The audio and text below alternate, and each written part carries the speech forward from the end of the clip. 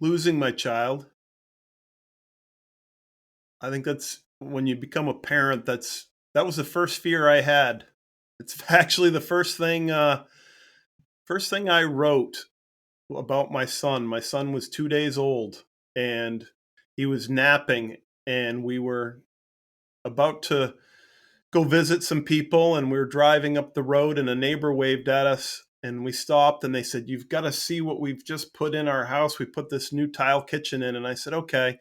And so for not more than 30 seconds, we stepped away from the car to go into the house to see this improvement. And I left the car door open and I kept a line of sight so I could see the car.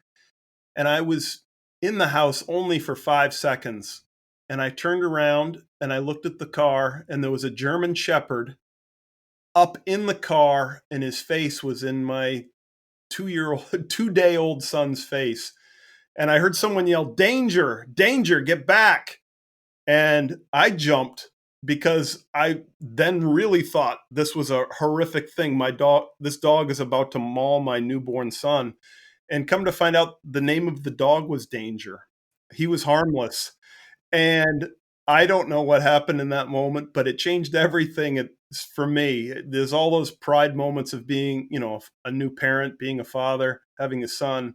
But in that moment, I realized, oh my gosh, this person's life is my responsibility, and I would be horrified if I ever lost my child. Probably the hardest thing that I contend with from a scary point of view. Every time I hear of a child dying, someone losing their child too young from some typically if a child dies, at a young age, it's from a very tragic accident, fire, car accidents, things like that. It terrifies me. My poor daughter's going to be in a tank for her first car when she goes out. I'm scared to death of her getting in any car that's not the safest possible one on the road. I'm Matt Landau, and this is Unlocked, the intermission. The voice you just heard is Justin Ford, who's a longtime industry colleague and friend of mine, and advocate. He's been introducing professional safety protocols to the emerging world of vacation rentals as far back as I can remember. In fact, just this morning, I was remembering Justin speaking on the same stage as me when I first started back in 2017. And I remember because Justin was dressed in a fireman's outfit, his fireman's outfit. It was very memorable. This discussion is about some of the less sexy parts and responsibilities of running a hospitality business. It's about some elements of Justin's life that have helped shape what he does for a living, and some of the more subtle ways of communicating what you're passionate about, what you know is right, to others, which is oftentimes a very different skill than refining that craft yourself. This episode is brought to you by Breezeway, Justin's employer, which is a property care and operations platform, and B&B Finder. It's basically B&B without all the fees. I decided to ask Justin about another really meaningful moment in his life when things went horribly wrong. He was working for the Coast Guard at the time, and his captain had decided to navigate into port during this terrible storm, and Justin at one point feared for his life. I wanted to know how these kinds of harrowing experiences helped shape or emphasize the way Justin carries himself throughout his day-to-day. In that moment, I think my biggest thought was, what happens? Do I see my parents again? What's it going to be like to die? I think in that moment, that's what I was thinking. I don't think I thought until later on that I wasn't as experienced or knowledgeable as I was. It certainly would never have been my fault if the ship had broached and we had sank. That wouldn't have been on me at all. I did my job. I navigated us down the middle of the channel. The captain's the one who made the decision that we were going to go into port and it was worth that risk. But I do wonder if I knew more and had spoken up because somebody else didn't know more and they didn't speak up and no one gave that advice. to the captain. So the captain said that we're good to go. So I guess I don't know that I was embarrassed, but I definitely wish I had known more. I've found one of the best and most engaging ways that we can communicate with others, whether on our team, our homeowners, or our prospective guests, is with the help of our sincere feelings and emotions, the real sensations that we were going through at any given time. And if you can speak from this place, whether it's a place of embarrassment or terror or discomfort, you will resonate with other people because they do experience that too. It's far deeper and more important than whatever you're actually saying, the words that are coming out of your mouth. Those are moments of risk and judgment. And I can't help but think how many people have taken those same risky moves before but didn't make it. And when you get done with an experience like that, you think to yourself, wow, I made it. I'm going to learn from that. Hopefully, I'll never do that again. I'm not going to pass a car like that. I didn't like how I felt after that. But sometimes you definitely go, gee, somebody else did that and didn't make it. And Mm-hmm. I think that I do that. I think about people and the risks that they have taken and it didn't work out for them. And I want to share that not only from my own experience, but now what I see other people have gone through as well. I'm guessing that um, sort of served as a foundational experience for your now profession, Yeah, definitely which is it did. To think about, I became a firefighter after I got out of the Coast Guard, and I saw I saw risks that people took or things that they did that they didn't think was a risk and they died as a result. I saw people died. It connects with you more. You read it or see it on the news that someone died in a house fire and there was no smoke alarms. And I think your initial reaction is, well, that was kind of dumb. They didn't have a smoke alarm. But I don't know that you go, I'm going to rush out and get one right now. Some people do, but not everybody does. But when you're actually at a fire and you're doing cleanup and you're helping carrying out a deceased person that was in that fire and you're there and you can smell it and you can feel it and you see it and you touch it, you feel the weight of that person's body as you're carrying it out. And you think to yourself, why didn't they have a smoke alarm? It just makes no sense. If they had had it, they wouldn't be in this position. And you see their family crying and you load them up. That I think has been the biggest impact of all on me. Is to really be there, breathe, see, smell, and touch what has happened. And fortunately, most people don't have to do that. But when you do that, you don't want that to happen to anybody else. And how do you do that? I'm guessing this is a frequent discussion for first responders. How do you do that day in, day out, and not become depressed, not become just overwhelmed with grief? You must have to create some compartmentalizing. You must have to create some walls. Does that affect your personal life? It hasn't. There was a car accident I went to once. I was the first one on scene, and it was a fatality. We didn't know initially that it was a fatality, but we knew that the person in the vehicle off to the side of the road wasn't moving. And I was the first one there and recognized, yes, this person has passed away. And as I was walking back, I unfortunately found some parts of him that had been severed in the car accident. And it was determined that he probably fell asleep. And the experience that I relive isn't that I found parts of his body or that I was the one who checked his pulse and that he was gone. The experience I relive is knowing that he was on his way to work that morning and he must have fallen asleep at the wheel. And I know what song he was listening. I know what radio station because it was still on. I know what he was listening to. And every time I drive by where that accident occurred, I think of him. And I think of the fact that, gee, if he hadn't, fallen asleep at the wheel, if he hadn't gone through all these things, he'd still be around today. I know his name very well. I've never met his family. And by the way, as a side note, this is why I don't like those roadside memorials that people put whenever there's a car accident, because every time I drive, his family has put that. Every time I drive by and see that cross, I see his face, I think of him, and I relive that whole scenario. But again, for me, it's the life that he missed, not the life that he lost. And I think about that. I think of playing it safe and total risk as a spectrum, and we're all constantly calculating our actions based on what has happened to us or in front of us in the past. I think that I can do more than what I think I can do.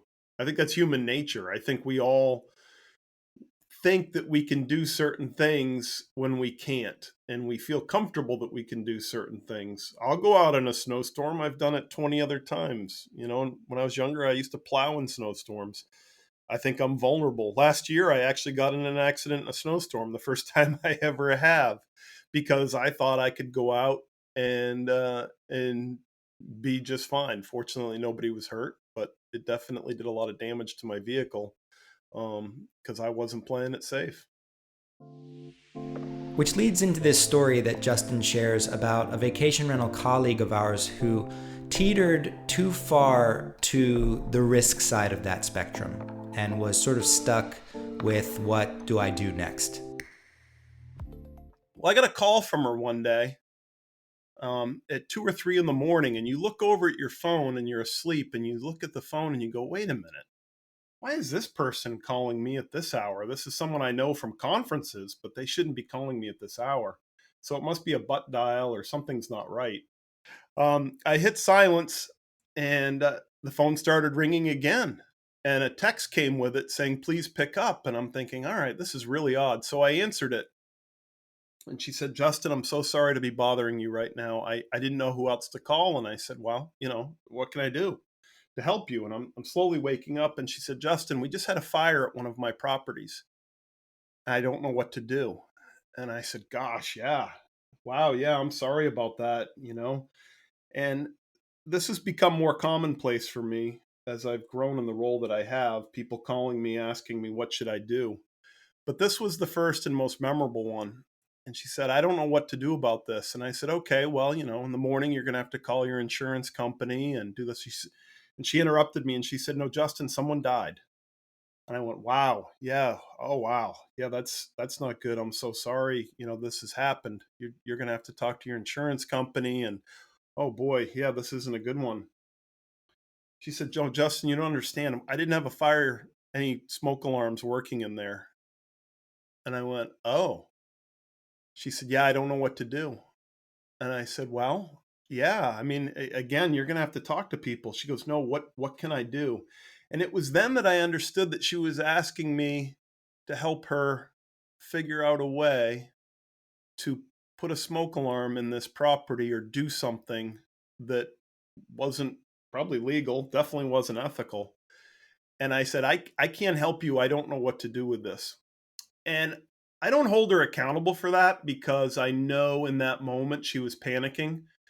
And in fact, we talked later the next morning after the sun had come up, and she apologized. And I understand. I get it. You're grasping at straws. What do I do? This person's died.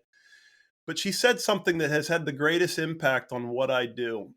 And that is, she said, Justin, you remember that time I said when I saw you at the last conference, I was going to send my staff to your session? And I said, oh, yeah, yeah. She goes, we didn't.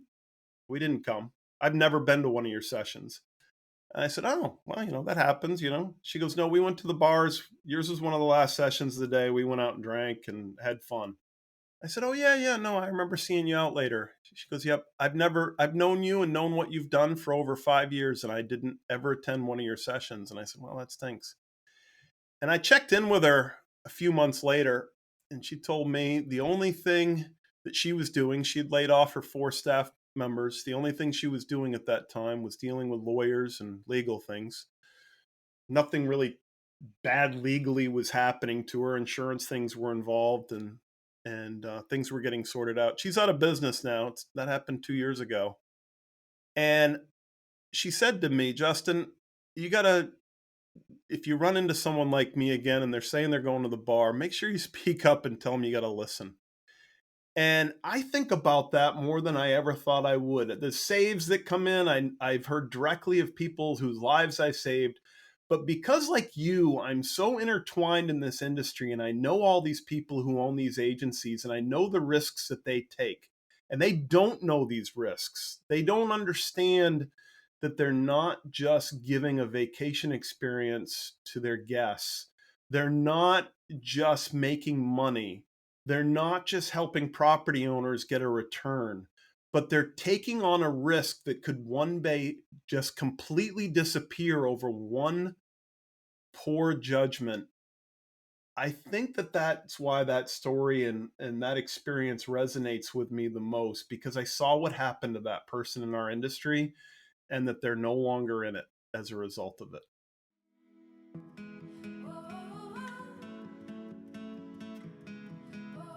This episode's brought to you by Breezeway. Running a vacation rental business is challenging.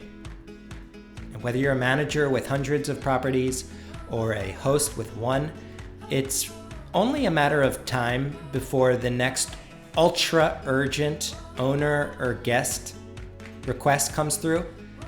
If you want to get ahead of these issues and start feeling proactive about your business, consider Breezeway. Breezeway's property operations software basically coordinates the pillars of the business, like cleaning and maintenance and inspections and communication with your employees to verify that work has been completed, but also communication with guests, guest messaging, and their customizable digital welcome book, so guests have everything they need to know. These are huge in a business that's operationally complex. Also, Breezeway Assist is this team of trained professionals who can provide after-hours communication with guests. It's huge. Breezeway's platform will give you this peace of mind that nothing is falling through the cracks. And I cannot emphasize how valuable that is to one's sanity. In fact, one Breezeway client said that Breezeway helped save their marriage with the amount of time that it saved. So what are you waiting for, listener? Go to breezeway.io/VRMB to sign up for a demo, and be sure to visit their booth this conference season. Mention that you heard about them on this podcast, the Unlocked Intermission Series, and you get the free implementation, $1,000 value, as a gracias. That's breezeway.io/VRMB. And B&B Finder, which is the property listing marketplace built for professional property managers. B&B Finder is free for professional property managers to list on. You can then upgrade your listing to improve visibility. They believe travelers should book directly with property managers, so you own that relationship with the customer. They're held to your terms and your cancellation policy. You also make more money because B&B Finder does not charge the traveler a service fee, nor do they charge property managers a transaction fee. Their goal is to empower professional property managers and to make travel more enjoyable and less expensive for everybody. B&B Finder only works with professional property managers, so they don't work with for rent by owner situations. Now, they're offering a special for listeners of this podcast. They're offering a free upgrade for a period of 6 months if you simply mention the phrase B&B without the fees to any B&B Finder representative or booth at conference season this year. You'll get 6 months of a free upgraded offer. You can also head over to their website, bnbfinder.com/list, and as a reward, your listing will be upgraded from free to bronze or bronze to silver or silver to gold. That upgrade will be live for 6 months. So, this is a pretty wonderful opportunity to try out a company whose values are in line with yours. That's bnbfinder.com/list. Adventure for me is doing things that are fun and new. Adventure for me would be going and, it could be as easy as you're going and hiking a mountain or going out for a boat ride. Um, I think I try and minimize the type of adventures I do. I'm a big hot spring person, and so I like to go hike and maybe go get in a hot spring. That would be a great adventure. But um, I don't think it's as bold a term as I know it is for other people, for me at least. But you do travel a lot. I do. I'm lucky, working in the vacation rental industry. The places I go are all the places that people want to go. There aren't any vacation rentals in Detroit or Salina, Kansas, or maybe there is, but I don't know of them. Usually people don't want me there. They usually want me, in Key West or Costa Rica or Hawaii or Breckenridge, Colorado. So that's certainly fun, and that's an adventure. And going to all those places, I would certainly call as an adventure because when I get there, I'm going to take it upon myself to learn more about the area. I'm not going to land and just do work and leave. I want to experience what's there. So sometimes an adventure for me could even be going to the distillery that's in the town, and doing something that's bold and beyond what was intended to be on that path of destiny that day. I like that part. And that's kind of where I was going with my definition of adventure, which really does involve an element of risk. It involves an element of things going off plan. It involves, in some cases, an element of danger that once I return in one piece, hopefully, I look back on it and say, wow, that was an incredible adventure. And I just learned something. I just got outside of my comfort zone, outside of that safety net, and I feel like a better person for it. Do you, First of all, do you think about adventure that way? I do think about it that way, and sometimes I would put the word remarkable together with that. I love the word remarkable to define a little bit of what you just said in the word adventure. For me, remarkable is doing something you didn't expect, and when that happens, there's nothing else that you've ever experienced like it. And no matter what you try and do to replicate it, you will never live that same experience again. And, that can happen when I, let's say, go on a trip to Idaho, up to Sun Valley, and do some work with some of the vacation managers up there. And you go to this hot spring on a perfect day, and it's a perfect temperature, and there's someone there, and they hand you a beer and you go, wow, this is the best experience in the whole world. This is remarkable.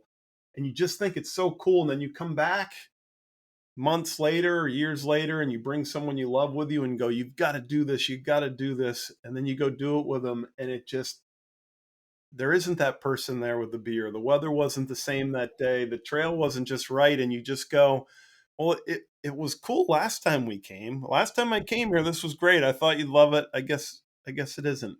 But for them, it might still be remarkable because it's their first time. But you just can't relive that again, and that for me is adventure as well.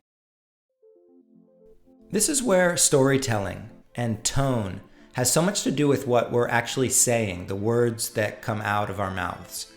Different people have different risk tolerances, and a really quick way to disconnect or disengage from them is either to tell them that they're not being adventuresome enough, or the opposite, to tell them that they're being way too safe and they're lacking everything that life has to offer.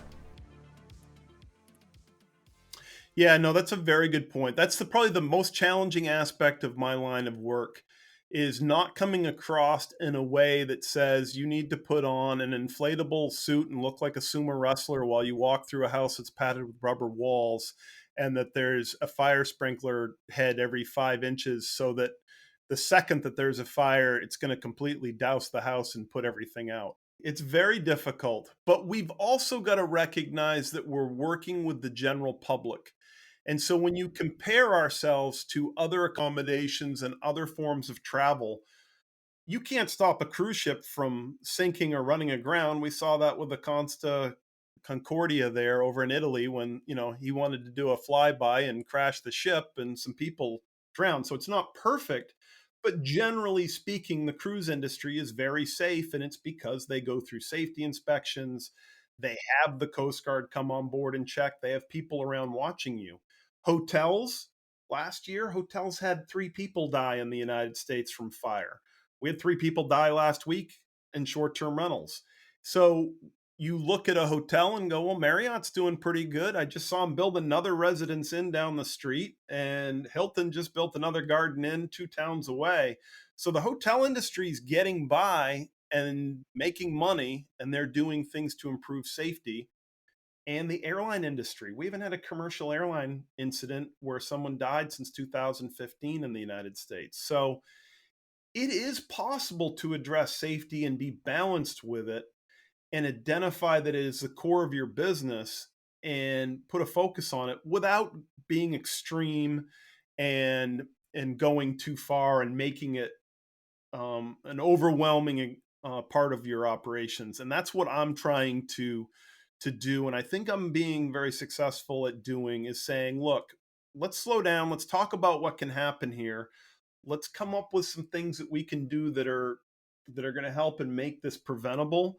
We're not going to make it perfect, but at least we've done something that's addressed it and put us in a position, because right now we're seeing one of the biggest threats to our industry. And I don't know if a lot of people here know it, but it's constantly on the news. The Maryland DC market was flooded for 3 weeks about people who died in a vacation rental in the Outer Banks this past summer. People canceled their bookings as a result. People openly were on social media going, I'm not going to vacation in the Outer Banks again because it's just too dangerous.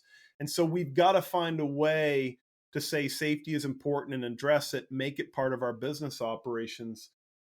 But obviously, as to your point, not make it so that it's so overwhelming that we can't operate as a business.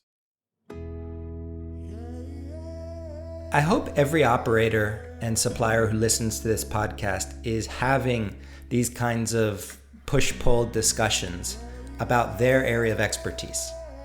Knowing what you do as a craft, loving what you do, perfecting it, and communicating it in story that has real emotions, that actually resonates with your customers. This kind of clarity or supervision, as I'm thinking about it, is the future. I don't think many of us are born with this gift or skill. So it really comes down to having conversations like these with our colleagues, with people maybe we disagree from, where we can push back on some of the biases, where we can reevaluate what is our message, what foot do we want to put forth, and we can ultimately get closer to that human core. And this is where the honest discussions connect us and unlock us, both individually, within work, in our personal lives, and collectively as an industry, as we all move forward. Thanks for listening. If you enjoyed this episode, a new way of thinking about our growth, and are attending any vacation rental conferences coming up this season, I know our sponsors would love to meet you. So much that they've arranged a special offer for anybody who stops by their booths. Yes, if you stop by the Breezeway booth or the B&B Finder booth, or if you speak with any of those representatives this coming conference season, let them know you heard this podcast, and the special offer is yours.